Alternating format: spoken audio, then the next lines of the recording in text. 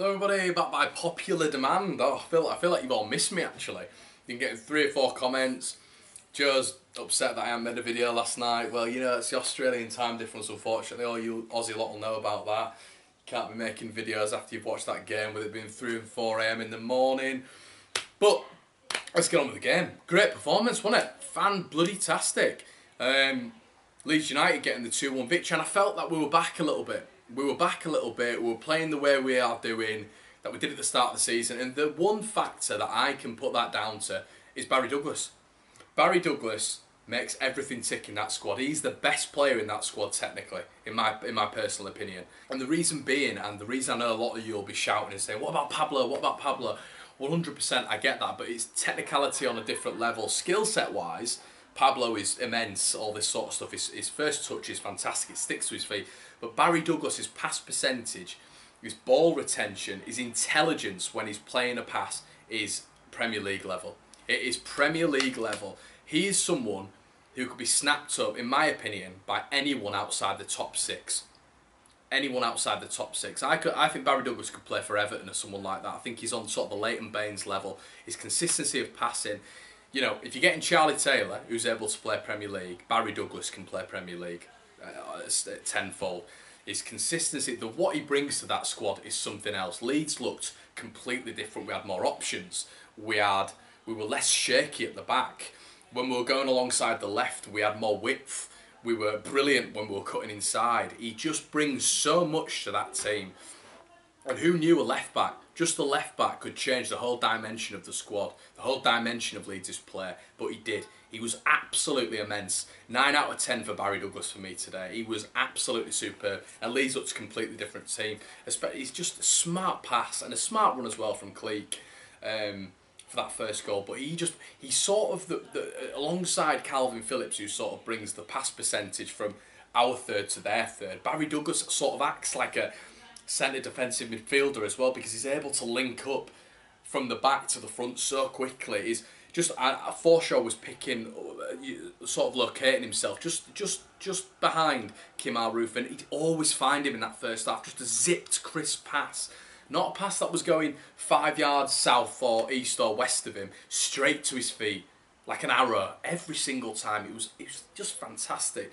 He's a brilliant, brilliant player, and the fact we've got him for 3 million gives me a fucking boner. It really does. It's absolutely brilliant. Anyway, moving on to the game. Anyway, like I said, I thought Barry Douglas brought a whole new dimension to Leeds' play.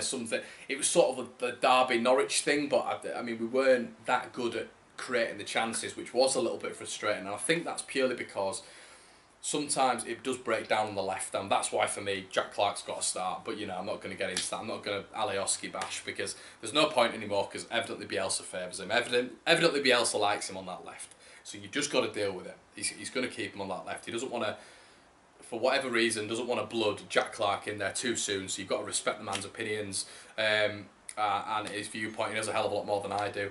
But you know, we're fans, aren't we? We've got our opinions. You lot have got your opinions on it, and I know a lot of you think that Alioski shouldn't be starting. Just a lot of things break down with him. His decision making again yesterday was poor, clattering into players, giving away free kicks when they didn't need to be given. You know, getting into altercations, unnecessary altercation with players. Just very silly, and I feel a lot breaks down with Alioski.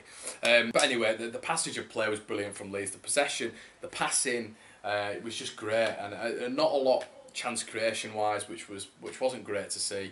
In a sense, and I say that's a little bit harsh. What I mean by that is, wasn't not great to see, but I feel like we've still got a lot more in that final third, and you lot will know what I mean. I feel like there's still a lot more Leeds need to do to get back to those Derby days and the Norwich days and the Stoke days, you know, where we were just zipping teams away. But I don't feel that was because of Saiz at all. I feel Forshaw did a fantastic job in there. He was going forward. He was creating a lot more than Saiz does. I feel Saiz's decision making, once again, a little bit like Alioski this season, has been really poor. And if I'm honest with you lot, I don't think he deserves a start. I don't think he deserves a start. You can't give Jack Clark a start. You can't give Saiz a start. I feel technically he's one of the better players in the squad, but there's Forshaw for me the past 2 or 3 games has actually been one of the out the top 2 or 3 standouts. I think him, obviously Cleek's just 8 out of 10 every single game. He's just that good. You know, I thought Dallas as well. Dallas came back in the side and he didn't miss Erling. And I feel like if Dallas keeps up that performance, keeps up those, he sort of looked good defensively as well, and offensively, making some nice little runs as well, getting into their final third. If Dallas can keep that up, you know, we won't miss Ayling that much. Because looking at it yesterday, I don't think Ayling in the past 5 or 6 games has brought that much to the Leeds side. And I thought it was paramount. You could see how when Dallas was there, Dallas was picking up all the responsibilities. He was picking up all the same roles that Ayling does. He was tracking back really well. He was going forward really well, linking up with Pablo really well.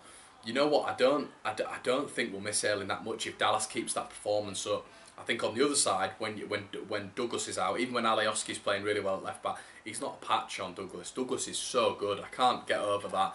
And I think him being back is immense. Him and Pablo being back in that squad is immense. That is what we've missed thoroughly.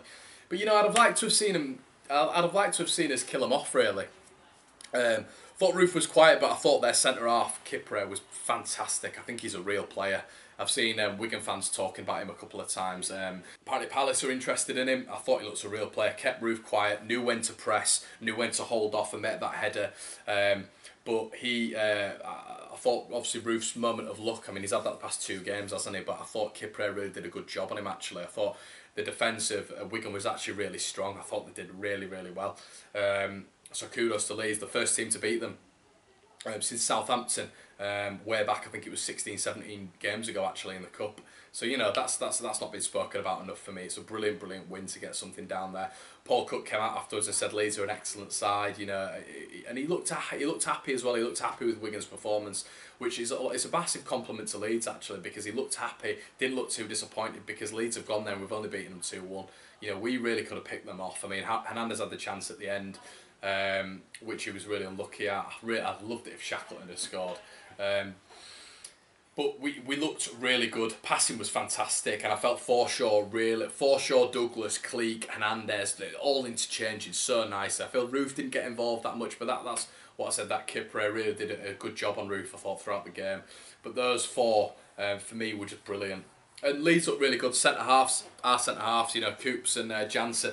Thought they got involved with Joe Garner too much, if I'm honest with you guys. Thought Garner was getting in and around them too much, and I thought the free kick that was given away to their goal, it was a free kick. Might not have looked at the ground, but it definitely was a free kick, and that was frustration. I can understand that, because Garner from the previous tackle, I don't know if you saw it, actually elbowed Coops in the face. The referee Andy Davis was shite again. Garner was just jumping into Jansen and Cooper. And that's where I can sympathise with it being really frustrating.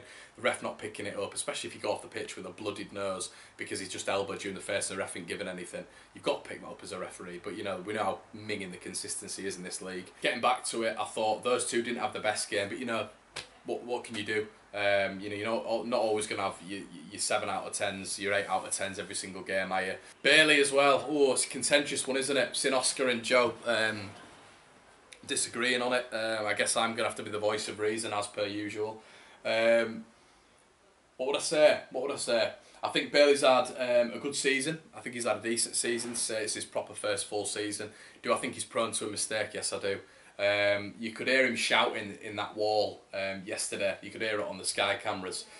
Screaming, and he got his wall all sorted, and he was fine with it. He was fine with it. I think you actually heard him say, yeah. So he was fine with it, absolutely sorted with it. But he'd lined his wall up all wrong. He was way too far from the last man of the wall. I mean, Bailey was sort of stood there, and you're thinking he's got to be stood there. So he's got the eye line of the free kick, but he can still make his way over if needed, which essentially was needed. He did look really far over, and it's the only time I'll agree with that arsehole Don Goodman. But he did say when the free kick was being taken, he said he looks a bit too far over, and you were thinking that. And I thought when he lined up, I thought he was way too far from his other post, and a little bit flat-footed again. And we saw that against Forest. I do think, you know, it was right in the corner of that Jack Robinson header, but I do feel it was definitely savable.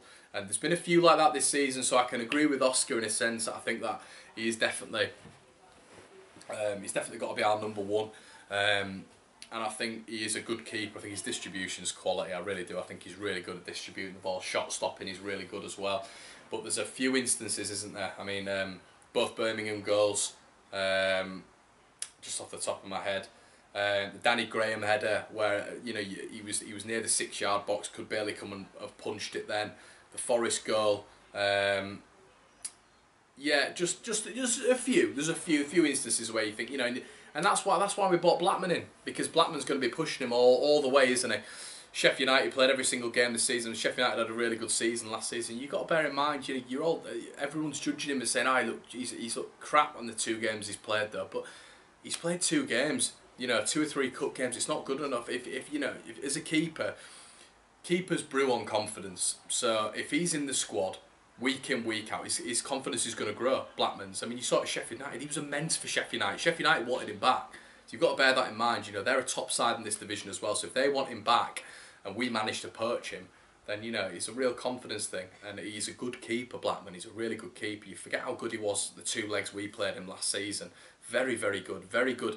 And I do think, watch him in a couple of under-23s games actually recently, and he is good with his feet. He's getting better. He's getting a lot better. So he's going to be pushing Bailey all the way. And I think, a couple more mistakes in Bailey. And I do think yesterday was a mistake. Then I think Blackman's going to be knocking on the door. And what an option it is to have. Not bashing Bailey, guys. It's constructive criticism. Everyone's able for constructive criticism. You are, I am, Bielsa is, every human being on the planet. Bailey is in particular. We can give it to everyone else. He can't just be immune from it, because then we'd be picking on scapegoats, wouldn't we? Like Alioski and Dallas, etc., etc. But anyway, brilliant win, fantastic win. We go on to West Brom, where they're going to be fully playing football, coming at Leeds, especially at home. So we're gonna pick them off. We're gonna get a 2-1 win.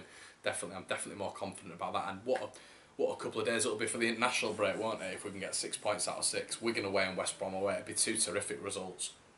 So yeah, march on together. I hope you've enjoyed the review. Let me know what you think about the West Brom game and the Wigan game in the comment section below. Leave a like on the video, because it means a whole difference to us. You don't understand how much it makes a difference to the videos. Go have a look at Oscar and Joe's different opinions as well on the channel, and I'll catch you in a bit. See you later. Bye.